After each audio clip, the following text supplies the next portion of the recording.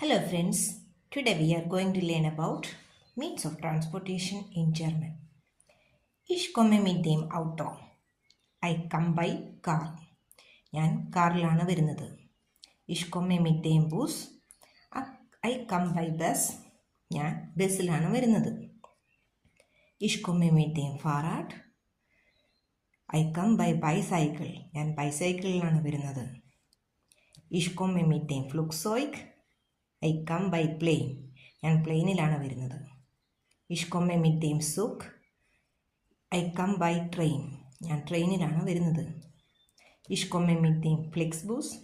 I come by Flixbus ഞാൻ ഫ്ലിക്സ് ബൂസിലാണ് വരുന്നത്. ഇഷ് komme mit der Straßenbahn. I come by സ്ട്രാസൻബാൺ ഞാൻ സ്ട്രാസൻബാണിലാണ് വരുന്നത്. ഇഷ് komme mit der U-Bahn. I come by U-Bahn ഞാൻ ഉബാണിലാണ് വരുന്നത്. ഇഷ് komme mit der S-Bahn.